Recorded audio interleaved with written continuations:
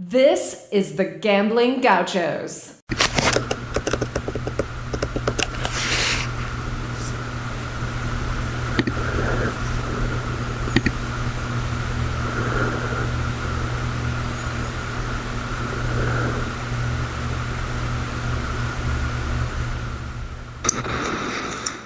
What is up, everybody? Thank you for tuning in. Give me just a second here to share this on Twitter and get Rob in, and then we will get started. New thing we're doing this season, Gauchos After Dark.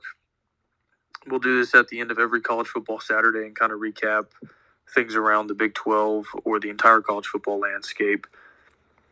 And this is sponsored by our friends over at Barnett, Howard & Williams. If you need an attorney for any reason, they're based out of Fort Worth, but they handle cases all across the state of Texas, and they will get you the help you need. Hope you never need them, but they're here if you do. Okay, feel free to request if you've got questions, comments, concerns from week one of the college football season. We'll get to as many of those as possible. Pretty much no topic is off limits. So if you've got bad beats, winners, something that stood out to you, concerns, any of that, we'd love to hear it. Give me just 1 minute here to find my co-host, and I'll let him join as a speaker, and then we'll get started. But if you do want to request, go ahead and get in the queue, and we'll get to as many of y'all as possible.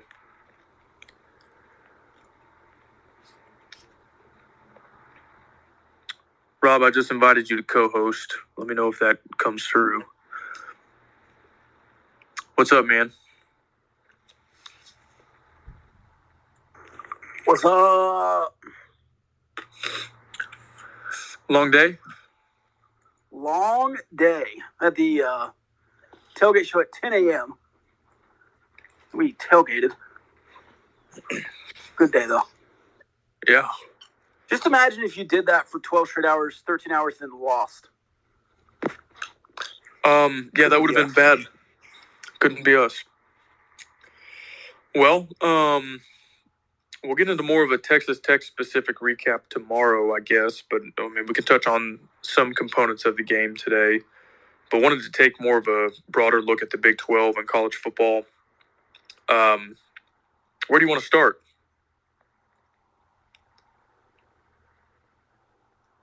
That's a good question. Let's start with West Virginia. They play first. Okay, yeah, good point. We'll go through the Big 12. Yeah. Very little consolation in losing a game like that, a game that they were leading in the second half. Their biggest rival who they haven't played in 11 years.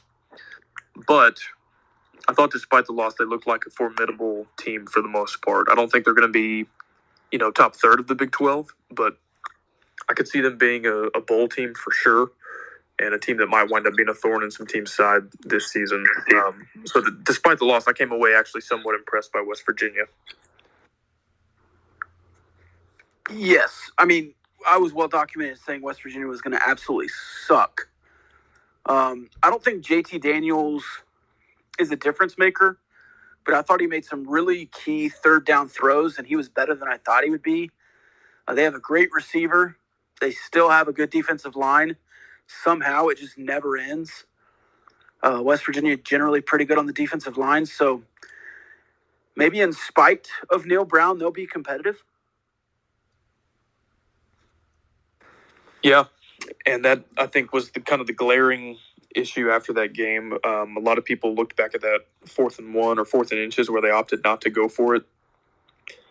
It's easy to point fingers after the fact, but in the moment I was kind of questioning it, and then the game did not unfold in their favor. So, he's a little bit under the microscope as is, so I think that'll kind of be amplified because of how that game finished. But if they can get right against, I think they have Towson next, and then Virginia Tech, another rivalry game, a very winnable game, and then Kansas. I mean, they could get to 3-1 before going to Austin. I think it's Kansas, Towson, Virginia Tech, but yes. Okay. Really in any order, 3 chances there to get right. And then if they can, I don't know how good Texas is going to be this season, but if they can win that one or the following Thursday, they host Baylor in Morgantown.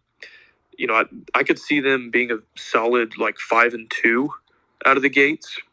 Yeah, and I think that's probably a better position than many might have pegged them to be in preseason.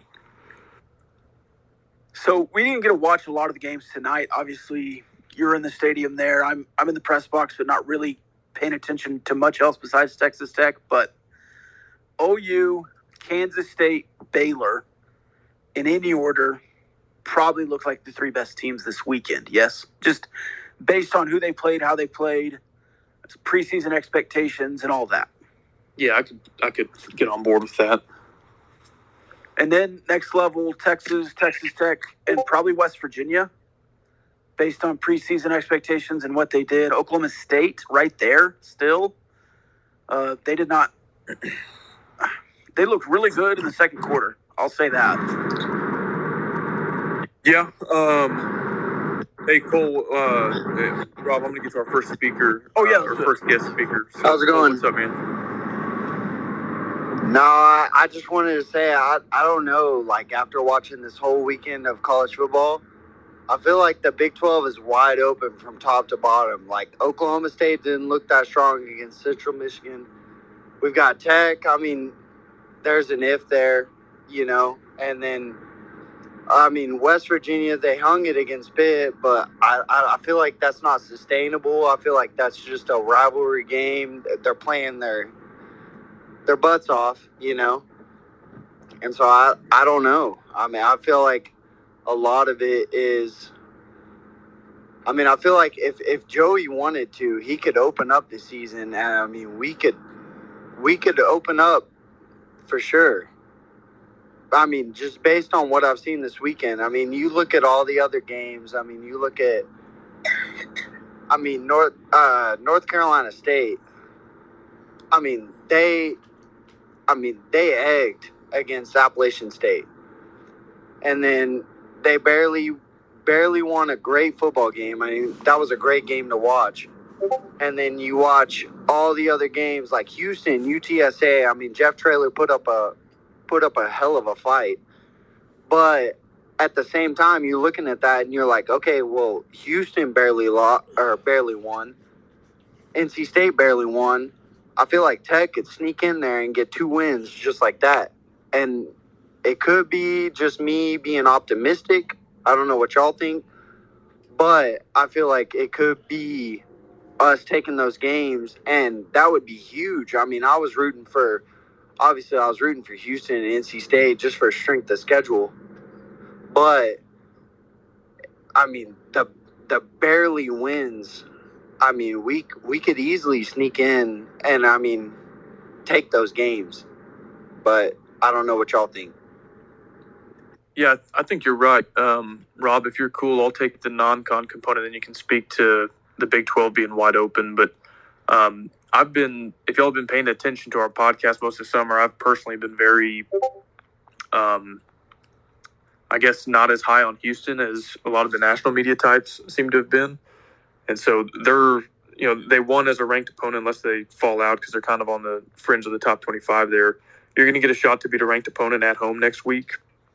And then, like you said, Cole, NC State, they won a game on the road against a decent opponent, but certainly looked beatable in the process, and really had ECU been able to execute some special teams plays, they would have lost out of the gates. And you want that opportunity to beat a really highly ranked team when you play them. So glad they won, but yeah, I think you look at the schedule and there's no game that's just a definitive, yeah, we're going to show up and not have a chance that day. And Rob, I think you feel similarly. Yeah, I don't think you would sneak to beat either of those teams. I think NC State's going to be a different beast into the season and at home. So I wouldn't, chalk that up just because they had a close game against ECU. But yeah,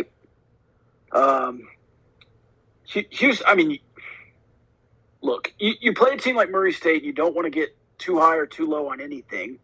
The secondary gave up some big plays. Your quarterbacks looked good. The wide receivers all met the bell. But Houston is a much different team than Murray State. And I think they overlooked maybe a little bit of a trap game with UTSA. Looking forward to Texas Tech. So certainly 3-0 feels much more attainable today than it did preseason. Yeah. Yeah, I think so, for sure. I mean, I was always confident about the Houston game, but I thought that NC State road trip looked tough, and it still will be for sure. But they look a little bit less bulletproof. You know, there's a lot of hype about their quarterback, who I'm sure is still a good player, but I think he went like 13 for 24 today. I mean, there was nothing there that made you look at that squad and go, you know, yeah, there's no way we're going to go into Raleigh and win that one. So we'll see. But yeah, I agree with Cole's initial assessment that the Big 12 is wide open, the schedule's wide open, and you know, if you can stay healthy, which that's already kind of taken a hit, you know, hopefully you can be really competitive in a lot of these games. Darius, you're next. What's up, man? Hey, boys, I apologize for the hoarse voice here. I just wanted to quickly comment on where we're at as Red Raider Nation. I thought that the Jones was pretty rocking tonight for a home opener. And I was just really excited to see that, you know, all the Twitter hype translated to an actual stadium environment. So it's just really exciting to see the program have juice like that again. That's all I wanted to say. Thanks for the show, guys. Thank you for tuning in. And I agree. You know, these FCS openers are tough sometimes. And I get that it's not a big draw for a lot of folks, but you know, at least until like the second half when the game was well in hand, I thought the crowd was good. I hope there's a little bit bigger of a presence from the student section for the Houston game, and after you get into some Big 12 games, I think that would really kind of enhance the atmosphere even more. But yeah, I'm with you. Overall, I was pretty happy with the crowd. Yeah, for sure. And the atmosphere, very good. A lot of good atmospheres around the Big 12.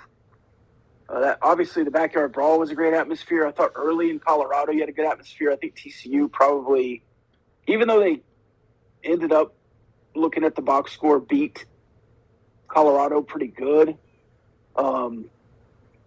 You're doing a power rankings tonight, Kyle. Is TCU 10? No, I was actually gonna zero in on that game next. You know, for as bad as Colorado is, TCU went on the road against a Power 5 opponent and won by, 20 or whatever the final line was. They're kind of in a similar boat as Tech, it appears. Their starter, Chandler Morris, went down. Duggan came in and I thought did a good job moving the ball. You know, they definitely looked anemic on offense at times. I think the first half, was really brutal for them. Then they kind of started to figure some stuff out. But it was hard to really poo-poo that too much. Like I said, it's Colorado, but it's a Power 5 road opponent week one out of the gates, and they took care of business. So I actually was semi-impressed by TCU, all things considered. Okay, so Kansas staying at 10? Yeah, I mean, I think they're 10 until they beat a Big 12 opponent this year. Well, they have West Virginia coming up. We'll see how that goes. Yeah, we'll see how we'll see if Neil Brown is employed after that game or not. Yeah. But I guess you had a different take. You were unimpressed by TCU. I mean, not unimpressed as much as just not impressed. I'm with you. It's Colorado. It's on the road. Power 5. I think Colorado looked like one of the worst Pac-12 teams this weekend. So I don't know. TCU unimpressive. I thought Kansas, for what it was impressive, even though it's Tennessee Tech. Texas Tech, you saw a lot of good things. Impressive, even though it's Murray State. Nobody looked bad in the Big 12 this weekend, which I think is a good step. Yeah, and I wish I could have caught more of Texas and OU.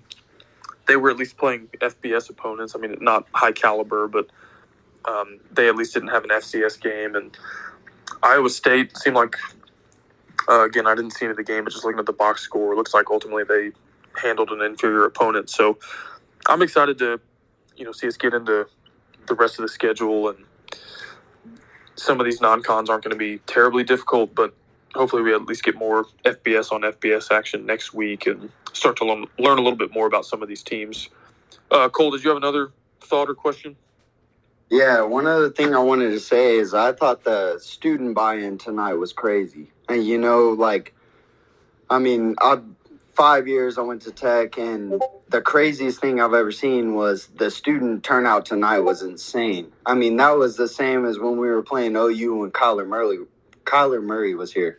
I mean, it was just insane how much the students showed out and they bought into Joey McGuire's system. I mean, granted, they did skip off at halftime, but we were also up by a pretty big number. But at the same time, it was crazy to see the amount of students showing up, and it was just something different. Under Wells, you didn't see that, like whenever there was a non-conference game, first of the year, there was no student turnout. Yeah, I mean it was pretty pitiful. But tonight, I felt good about you look down at the student section, and you could see just a solid sea of red, and they were just there. They were there for the at least the half, until we got up big.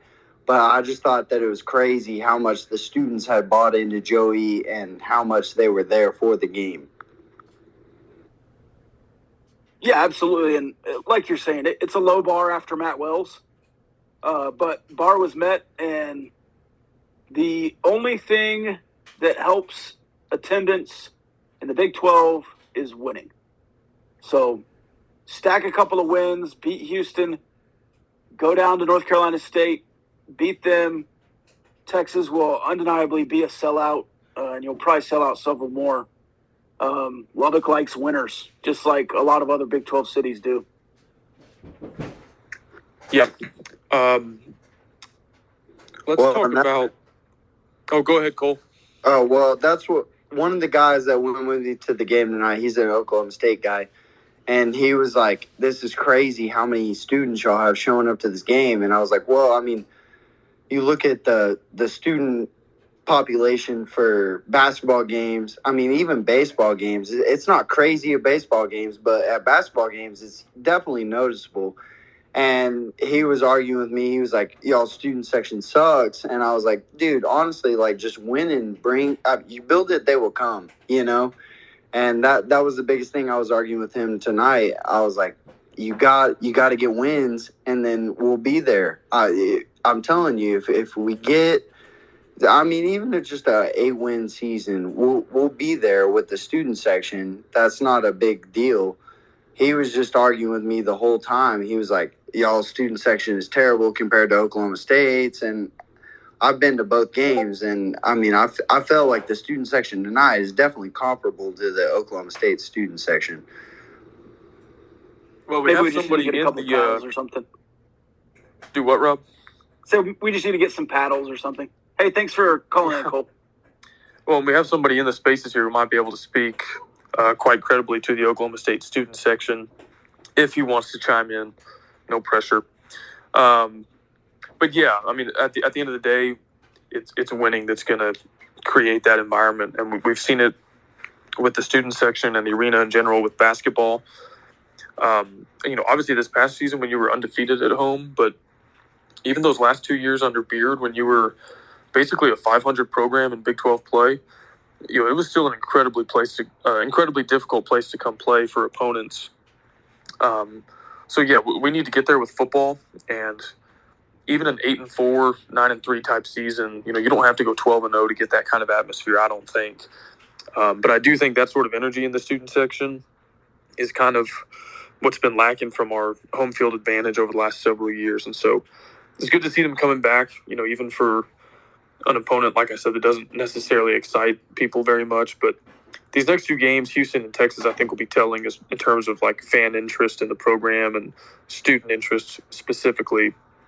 I hope they can come out there. But Oklahoma State fan club, what say you? I just wanted to say I really couldn't agree more with what you guys are saying.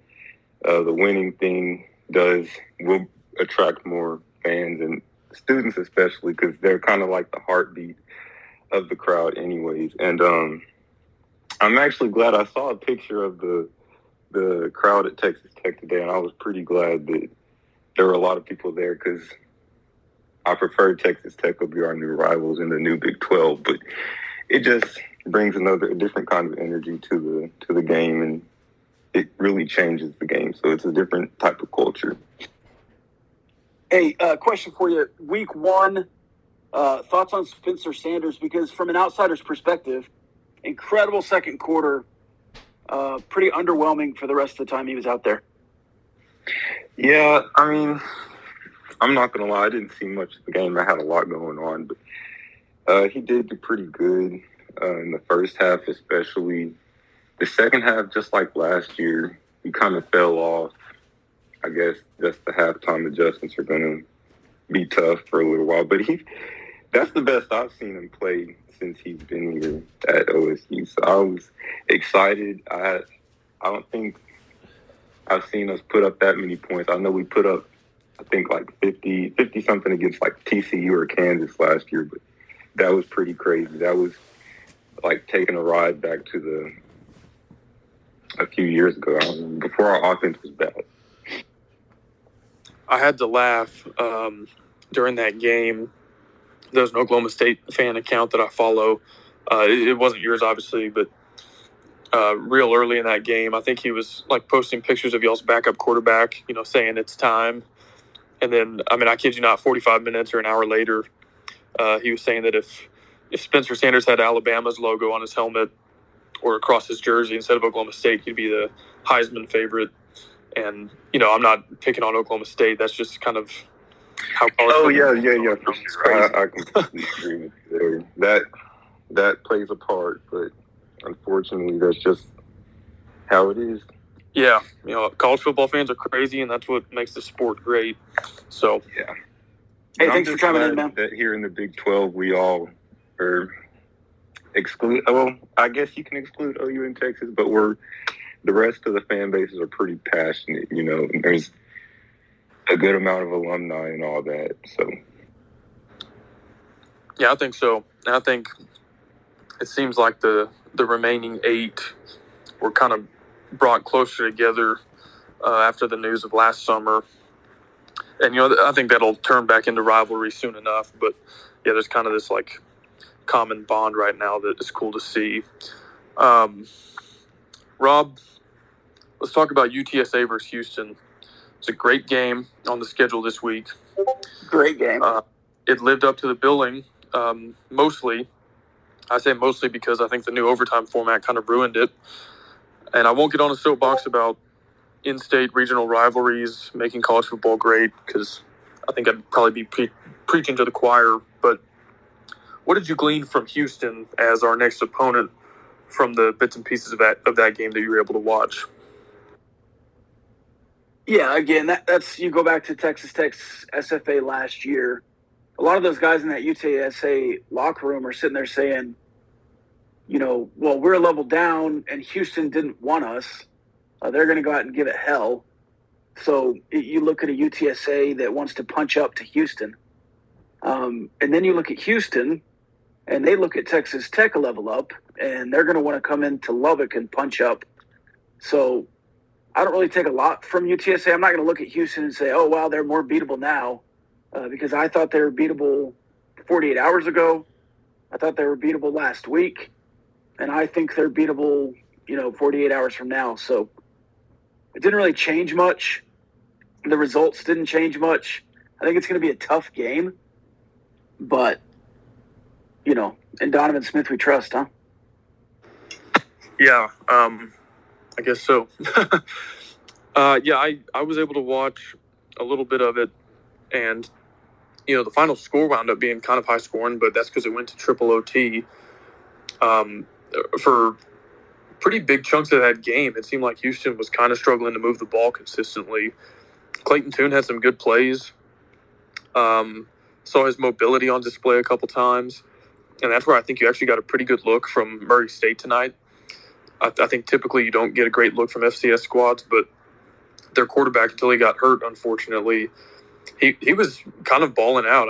They were averaging 25 yards per completion, and surely your secondary is at fault for some of that, but between him moving around in and outside the pocket and the way he played, I think it was actually a pretty decent comp for Clayton Tune.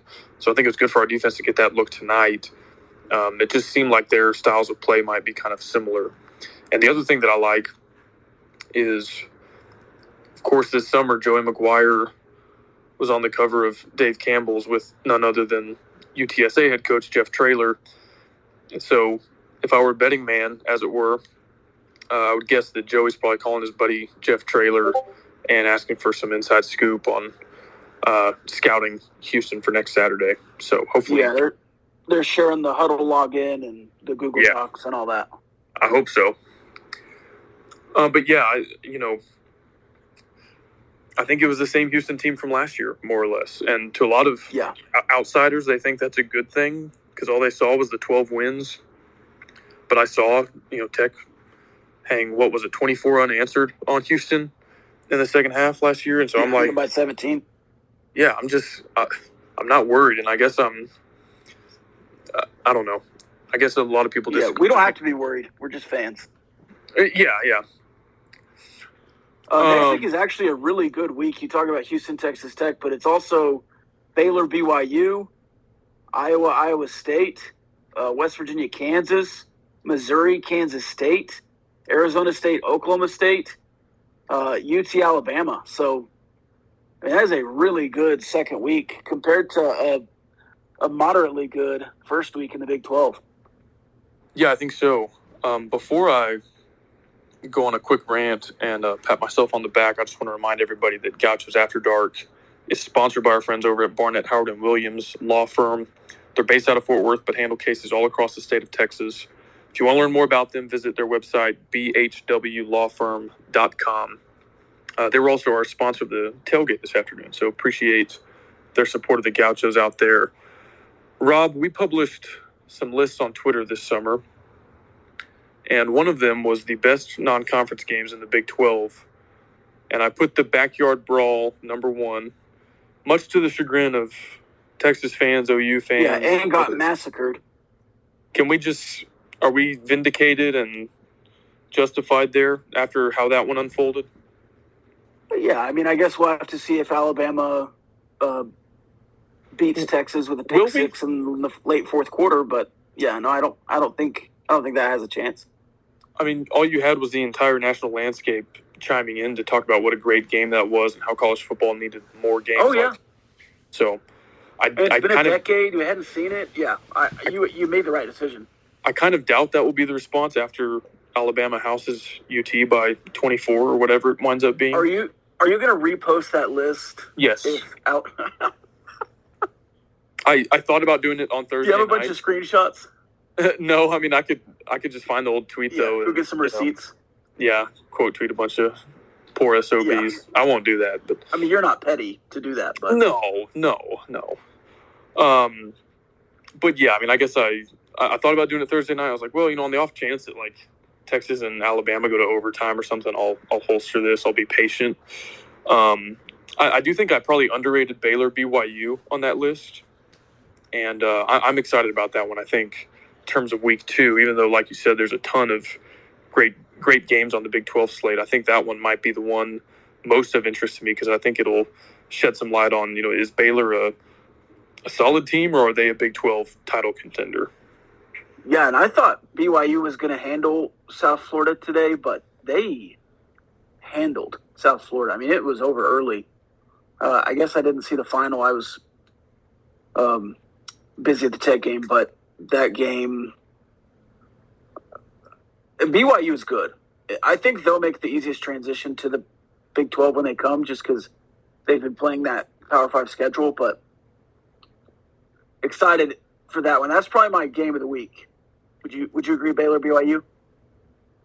Yeah, I think so. Past maybe Texas Tech Houston, but yeah, but us being homers. And honestly, I mean, like you said, there's so much that are probably in like tier 2 right below that are all bunched together. There's a lot of K-State Mizzou beef on the timeline all off season, so I'm excited for that one. An old Big 8 and Big 12 North rivalry. I don't think Arizona State is a very good team, but it's Power 5 on Power 5, so I'm excited for that one. We'll see what Alabama Texas looks like. I really don't see that being competitive, but Thank you, everybody, for tuning in to Gauchos After Dark, sponsored by Barnett, Howard, and Williams. If you want to request to speak, we're taking questions, comments on pretty much anything college football related, so get at us. Rob, you had a good week making picks, didn't you? Yes, much better than last week. Week 0 was brutal. 7-3 though this weekend, and the can't miss 10-team parlay that you served up, cooked up in the kitchen. We cleared that one too. Yeah, we had to sweat that out a little bit with NC State. You know, it's one of those, we gripe when we lose a bet we should have won. Should probably acknowledge the bets we win that we should have lost. But yeah, the 10-team all chalk money line parlay hit. I had 3 units on that, so I was 5-3. Not quite as good as you, but up I think just under 4 units. So certainly better than week 0 when. Well, let's put it this way: week 0 was aptly named as far as how my picks went. Yeah, I was week less than 0. I was down bad. Did you see the end of that NC State game? I did not. Okay, so here it is. 4th down, no timeouts. East Carolina's rushing the quarterback and the offense off the field. Special teams unit is rushing on the field. And NC State calls a timeout. Now, it worked because East Carolina still missed the field goal, but why would you not make them rush that field goal? Maybe they had 12 on the field or something, but it was wild that they called the timeout and let East Carolina set up for the field goal. I mean, it worked again, but yeah, I don't know. I just I caught up on the highlights after. I feel so bad for the ECU kicker. My old high school coach used to always say, a kicker can't lose you a game; they can only win you a game. And I guess that was his way of saying, like, if it comes down to a kick at the end, we're not going to blame the kicker because there's a million things we could have done before it got to that point. But man, it's just to miss an extra point that would have gone to OT and then to miss the game winner, I think from 42 yards with I think only a few seconds left. It's a pretty brutal way to go out, and especially in a game like that ECU kind of considers a rivalry and an opportunity to punch up. You know, that'd be like, I don't know, a good example. It'd be like UTSA trying to knock off, Tech or A&M or something like that. So those are a pretty brutal way to go out. But it, like I said earlier, it made me more excited for the NC State game because it seems like they can be had. And they probably had to put out some stuff like on film today that Tech didn't have to in week 1. That because, when you're trying to win a game that close at the end, you're going to pretty much show whatever you have to. So hope our coaching staff can kind of pick up on some of that for that road trip to Raleigh in a couple weeks. I want to put a call out to the people in here, the listeners. If there's a Kansas State fan that wants to chime in, I would love to hear their thoughts on the Colin Klein offense today.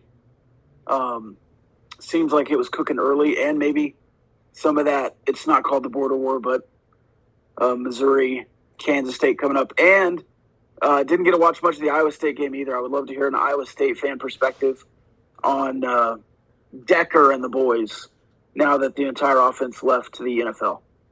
All I saw from the Iowa State game was a couple of shots of their pedestrian bridge,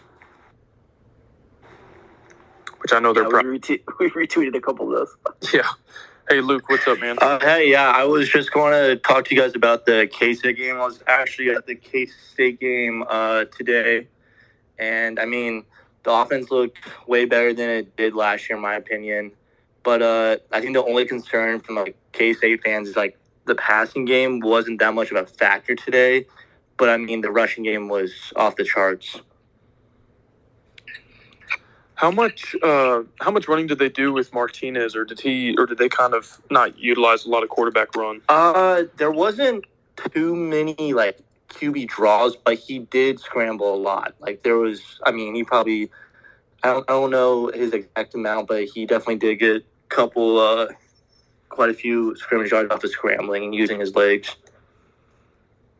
Okay, I was just curious on that because in the off season, some K-State fans kind of thought there wouldn't be a lot of designed runs for him, which I thought was kind of surprising just with his athleticism and the kind of offense Colin Klein ran at K-State, I thought there would be a lot of quarterback run play. But anyway, I'll be curious to see how that kind of unfolds throughout the season. But excited to see Martinez with a better offensive line just because of how dreadful it was at Nebraska last year. I think he could certainly make a leap forward with a better offensive line like he'll have at K-State. Yeah, for sure. Just doing a little box score peeking. 11 of 15 for 50 yards. 3.5 yards per attempt for Adrian Martinez. Yeah, they were just the passing game wasn't there for some reason. But, I think at halftime they had K-State had like 200 rushing yards. It wasn't really a big problem. But I am a little nervous for the Missouri game, for the passing game, just a little bit, to be honest. But hopefully the passing game is better next week.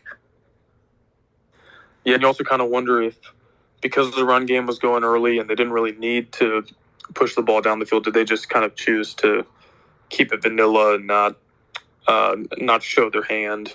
We'll see. I've kind of told myself that when Tech looked bad in week 1 against FCS teams. I'm like, well, maybe they just didn't want to show the playbook, and usually it doesn't bode well. But yeah, I think that K-State Mizzou matchup will be a good one and kind of be a good benchmark for where K-State is before we get into Big 12 play. Any final thoughts there, Luke? Really excited with the new offense under Klein, but defense looked really good too, honestly. It was a shutout, obviously, but just was constantly getting pressure. And, the defense looked really good. And I think most K-State fans are super excited just because this is like a senior-heavy roster. So, I didn't realize how many seniors there are on the roster, but I think there's only, 9 out of 11 starters on offense and defense were all seniors. So I think fans are pretty excited just to have players that have been in these situations. And, really excited for the defense and new offense. Awesome. Thanks, man. AJ, what's up? Kyle, kind of moving back through some of the teams, is there anybody we haven't talked about that you're looking forward to, or any game on the country you watched and maybe are going to be important for Big 12 play coming up? Oh, I don't know about for Big 12 play. There was a couple nationally that caught my eye. I think A&M being ranked 6th is a little bit of a joke until they figure out their quarterback situation. I didn't lock this pick in on action. I guess I just forgot. We talked about it on the podcast, but Florida was a 2.5-point dog at home versus Utah, number 7 Utah, and they won outright. And Georgia completely housed Oregon. And that was the number 3 versus number 11 team. And I've said this before on the podcast, but there's a huge gap between number 3 and everyone else. And I think that game pretty well illustrated that, although I thought Notre Dame, ranked 5th, hung on pretty well with Ohio State for a majority of that game. They were winning in the second half, and then it was a one-possession game until the very end when Ohio State kind of pulled away. But I don't know what kind of season Notre Dame will have. I think if they ran the table from this point on, as long as Ohio State is as good as we think they are, I think an 11-1 Notre Dame might make the playoff because they played pretty well today compared to like an Oregon. Whereas if Oregon ran the table, I think the committee would still say that's a 45-point loss that they had in week 1, and they'd have no shot at it. So I don't know. That was just a handful of games nationally that I thought sort of caught my eye, and maybe will have implications later this season. Anyway, Rob, did you have anything else looking ahead for Big 12 teams in the non-con? No, man. I think we pretty much carried it. Missouri looked really good against La Tech. How good is La Tech? Downing from TCU there, their quarterback, looked awful for Louisiana Tech. And I'm just such a Missouri hater. I do not like Drinkwitz. That dude is such a doofus. He's the biggest doofus in college football, I think. So, big fan of Kansas State this weekend. Intriguing matchup in Arizona State and Oklahoma State. But I did not see an Arizona State score, so that's something I'll have to research before the show tomorrow. So, all in all, solid week from the Big 12.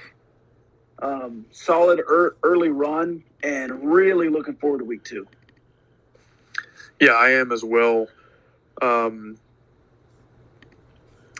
guess if there's nobody else, we appreciate Barnett, Howard, and Williams sponsoring Gauchos After Dark. This is something we'll do every college football Saturday about this time. So usually during Pac-12 After Dark or Hawaii, whoever's playing at this hour. That way you don't have to watch the Pac-12. You can just tune into Gauchos After Dark instead.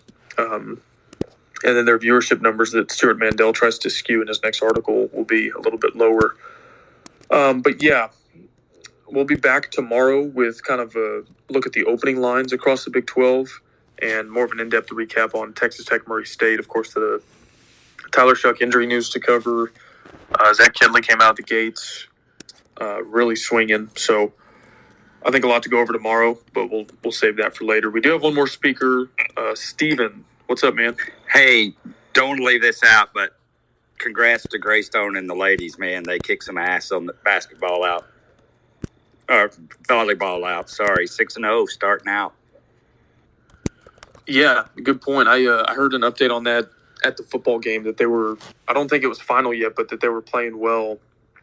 And yeah, they had a road trip to Georgia. I think Notre Dame. Well, yeah, before that, earlier this season, I think they went on the road and beat Notre Dame and maybe another team in the Midwest. So, yeah, a really good early season showing from them so far. They were a tournament team last year, so hopefully they'll be back in that same position again later this year. Love volleyball. Take us home, Darius. Hey guys, I don't remember hearing y'all talk about it. I wanted to comment on the horse's performance. As Centennial champion, he looked a little weak, man, or he, she, whatever it is. And I was just curious, is there a point where we have to bench and get a new horse? Because we needed to run out strong, and it seemed pretty timid to me. Yeah, so I'd heard a few days ago that there was some preseason event where the horse got spooked, and that scares me. Because back in the 80s, maybe 90s, the horse actually ran into the wall at the Jones and died. And I turned to my wife before they ran out. I said, I hope the horse does okay. And it kind of barely trotted out there. It wasn't the traditional. Yeah, that was a soft jog to lead the team out. So I don't know. I don't know enough about horses to know if that's something that is that first game jitters, so to speak, and after they're used to being in front of the crowd and with the noise they'll get more comfortable. I don't know, but I think if they never really get accustomed to it, then you need a different horse because it can be, it's one thing to just not run out and kind of laugh at it, but if they do get spooked, it could be actually pretty dangerous for the horse, the rider, and other spectators on the field. So I hope that it was just kind of a first game incident, and they'll get it figured out. But I think a lot of people noticed that as well, and the masked rider might have been kind of the weak point of the Texas Tech team today. Yeah, I don't know how long the leash is on a horse. Recruiting has improved under Joey McGuire. I don't know how many you have in the stable though. It's not like you can just go pull a horse. Maybe you can go get Cody from the reserves. Cody came in for Fearless Champion when he was injured a couple years ago. So, maybe also Cody in the wings. Yeah, they also one year just had Raider Red come in on a Harley Davidson. Yes. And he was better at that than Tubby Smith was. So I don't know if they had to do that for a season. If they can't find a horse, they got to train one this off season, then maybe they go that route or something. But that is something I want to talk about, Rob. Maybe tomorrow was just kind of game day experience at the Jones because it was different. I don't know if you noticed, but there was a lot less or fewer recognitions and sponsored shout outs. There was no Simba cam, there was no Kiss cam, no karaoke cam. And I liked it. I thought it actually my wife didn't notice those specific things, but she was it felt like there was more energy in the stadium, and it's because it's not getting sucked out by the gorilla t-shirt toss every 20 seconds. So I don't know. We can go into that maybe more in depth tomorrow, but to me, a pretty obvious difference in game day atmosphere on some things like that, just on the operations side. For sure. It was a crisp production. Cool. And by all accounts, group love was great. Yeah, I wish I could have seen that. I was sleeping off a bit of a cold this afternoon. This was funny. So they showed group love on the Jumbotron at the game. They're like, a special welcome, our first guest at Raider Alley. And, they look like a bunch of hippies, I mean, like, they look cool. I'm not making fun of them, but... Yeah, cut off T-shirt and all. Yeah. My wife was like, that looks exactly like what I thought a band called Group Love would look like. So, yeah, I hope they did a good job. I haven't seen any, clips from that yet, but I'm kind of sad I missed that. And I'll be curious who they get next week, too, because I think there'll be even a bigger fan presence and student presence for the Houston game. So, they're never going to live up to DJ Diesel, but if they can get close, then I think it'll still be a good atmosphere. Absolutely. All right. Any final thoughts, Rob? 1-0, everybody but West Virginia and just West Virginia. Did anybody else lose? Nope. West No, Virginia. just them. Yeah. Huh. So you hate to see that, man. You hate to see a school and a program like West Virginia just go down bad like that. Well, and a coach that you admire so much, like Neil Brown. Neil Brown is definitely a top 10 coach in the Big 12. Yes. Cool. Well, thank you, everybody, for tuning in to Gauchos After Dark, sponsored by Barnett, Howard, and Williams, bhwlawfirm.com. It's 12:23 a.m. Central Standard Time, so we'll let you get back to the rest of your evening. Stay safe out there. We'll have another episode out tomorrow, and we'll talk to you then.